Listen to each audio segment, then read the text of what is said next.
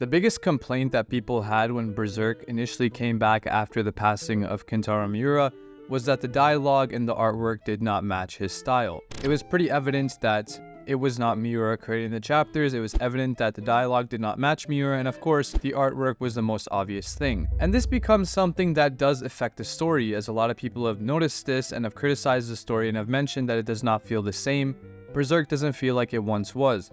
And that is a fair criticism because it is not as it once was. Artwork and dialogue play a great deal in a story. You can simply lay out the events and tell someone what happens, but the way they are expressed through the characters who have already been developed in a different style and who are going to be developed further in a different style, it becomes much more complicated, and a lot of different things can influence the way in which these events are expressed and the effect that it has on the reader.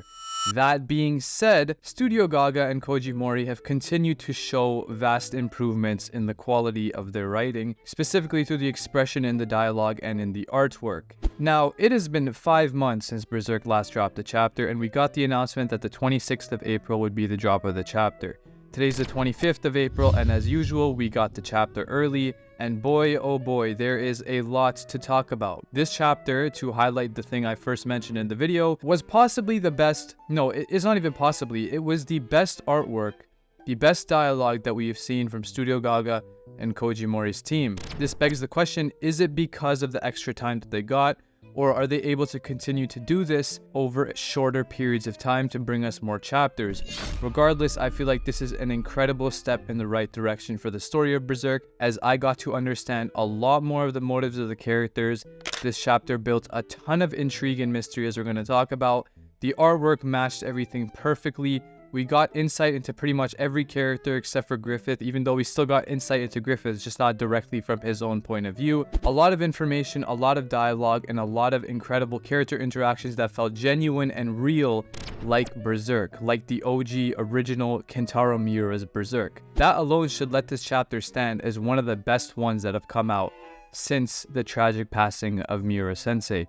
I genuinely think this was, in terms of dialogue and artwork solely, if you take events out of the picture completely, I think this is the best chapter they have released, just in terms of pure quality. Now, onto the chapter itself. We begin with Guts, and something I've noticed with this chapter is that it skips out on a lot of the simple things. I'm not sure if they've been doing this with the past few chapters, but what I noticed with 376 is that they simply skip over the trivial matters. We, as the reader, at this point in the story, know that Shirke is going to be the one to help Guts get out of his sort of depression arc. So we know that Shirke is going to be teleporting Guts into this dream state kind of thing that we've seen so many times before. So there's no need to show the step by step. Chapter starts, Shirke and Guts are interacting in this realm, and you can see Guts is expressing emotion and he's getting dragged out of the state that he was in. Now, we don't really get much dialogue from him but a couple of words, but what the good thing to note is that Guts is most likely out of that extremely depressed state. Obviously, once he comes back to the realization of what happened, he's probably going to be pretty messed up, but the point is that Guts is Guts again. Not completely Guts again, a changed Guts, but nevertheless, Guts again. And I just think it's so cool how Guts is once again a prisoner, just like he was in the beginning of the story, just like he was in so many other parts of Berserk, like in the Spring Flower of Distant Days. I just think, as sad as it is, the prison cell is quite the fitting place for Guts. Don't take this the wrong way. I just think it looks really cool how he's a prisoner, but I'm sure he'll be out and he'll be doing his thing. I'm just wondering what is going to happen with him. Puck's not around him this time. He's truly by himself. And you can even see kind of like throwbacks to the first chapter of Berserk when he got thrown into the cell. Like the whole scenery and ambience feels like that. There's even piss on the floor like there was back then. But the interesting thing is that at this point, Puck is not there. Is that kind of symbolism that there's no more light left? Guts doesn't have any ray of light, any hope to continue pushing forward, because Puck kind of represented that hope. He was like this cheery character. He was surrounded in light compared to Guts' severe darkness. But right now, Guts is completely covered in darkness. Puck is not there. Nobody is there to help him in his cell. And we don't see him interact with anyone in this chapter except for Shirke. So we'll have to see what Shirke does.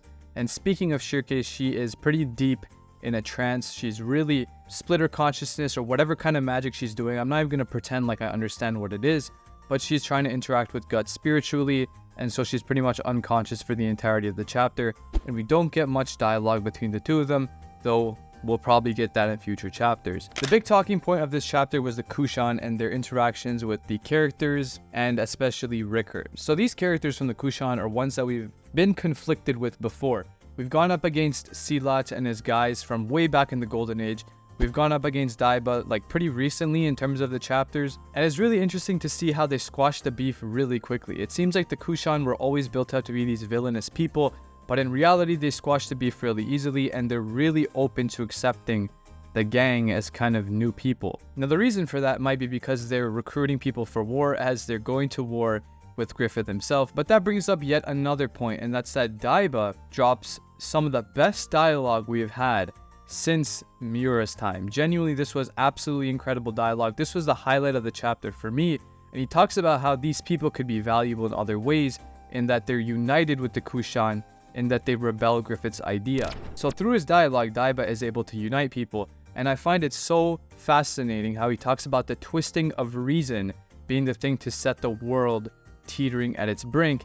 And that highlights what Silat says at the end of the chapter, where he's saying that Griffith fears what lies beyond his reason. So Griffith's reason is what is setting the world teetering on its brink. That's kind of what I got out of this dialogue. I might be overthinking it, but I really do think their expression of the words was really authentic and felt a lot like Miura. Very interesting point here that Silat mentions is that Guts' safety is not only for them, but for his own safety.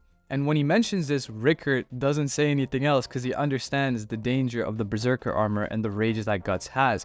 Once Guts finds out that Griffith is doing all of this, then he's kind of going to go back into that state. Once he finds out Casca's been taken, he's losing himself mentally. Now, the good thing, though, is that the Kushan Empire are going up against Griffith, but how is Guts going to react to that? Because Guts himself, if he is going to go after Griffith, wants to be the one to take Griffith out. I assume if somebody else was to do it, he wouldn't be granted that satisfaction, which once again brings him to another moral dilemma. Does he take down Griffith for his own satisfaction and risk losing himself, which would put Casca in more danger, or would he let the task go to other people and simply lay a helping hand when necessary? What is Guts going to do moving forward? That is one of the most interesting questions, as it always is with Berserk. So it seems like Daiba is going to be the one to train the wizards in their magic. It seems like they're building up the conflict with Griffith to be something supernatural. It's not going to be a one-on-one conflict like blade to blade like it was in the beginning of the story.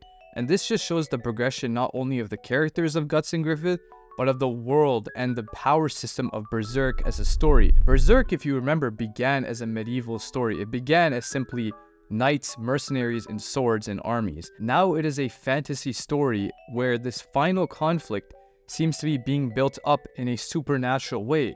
It seems like magic is going to play a bigger role than swords have ever played in the story of Berserk. You can see this when Guts is trying to take down Griffith. His sword deals literally nothing to Griffith. Griffith is unaffected by his sword. So obviously we've always been theorizing since that point, how is Guts going to take out Griffith? It's most likely going to be in a supernatural way. Having Daiba, one of the strongest characters in terms of magic, training our gang is going to be huge for the final battle. It really seems like the story is moving in the direction of a final battle with Griffith. Obviously, Berserk takes a lot of twists and turns, and you still have to count for the God Hand, for Skull Knight, for Zod, who is really just a wild card. The Skull Knight and Zod are both huge wild cards, and to be honest, what they both might want is just to battle each other out. But another thing that makes me think that there's going to be supernatural conflict slash magical conflict slash whatever you want to call it is the presence of Sonia being on Griffith's side, Shirkei being on Guts' side. Sonia and Shirkei draw resemblances to each other. They've had interactions in the past before, and they both kind of have these supernatural powers. Now we have Farnese getting into the magic. We have all these other characters like Morda, who also magicians who are going to be trained by Daiba and whose level of mastery over magic is only going to increase, aiding them in the supernatural department. Now, is that going to be enough in battling Griffith? I doubt it, because it's freaking Griffith. Now, something really trivial here and something you might not have considered is Puck not recognizing Rickert. I'm going in pretty deep with this chapter because I want to draw everything I can out of it. But the fact that Puck doesn't recognize Rickert, I'm not sure if that suggests something about Rickert's character more than a physical change. Is Rickert changing in a different way? Is his connection to the Kushan different? Is his connection to the Kushan making him a different person? Is that why Puck doesn't recognize him? Because in the past, we've seen Puck interact with characters on a spiritual level. He kind of feels their emotions more than he just sees them physically. Like when he meets Guts for the first time, he recognizes the darkness in his heart. So is it similar with Rickert here, or am I just overthinking? Probably the fact that I'm just overthinking, but I'm really curious to see what Rickert did to interact with the Kushan and how he became a part of them, and such an intimate part of them, because it seems like he's part of their family almost. Silat and Daiba treat him like a young master in a way, and greet him normally, like they're not treating him as a prisoner or anything. He seems like a genuine part of the Kushan. With this chapter especially, it seems like the Kushan are very hospitable to other people. They allow other people in, maybe not only because of the fact that they can use them for war, but simply because of the kinds of people that they are. I'm not sure. The Kushan are very interesting, and they've certainly become more of an enigma as the story has gone on. Now the juicy parts. We're starting to get more into Griffith here, and this is where it gets good, okay? So they're talking about Griffith and the fact that they're going to war with Griffith. If you recall, a few chapters ago, Griffith mentioned that he was looking eastward, and of course that's where the Kushan Empire lies. And Silat talks about in this chapter how the western borders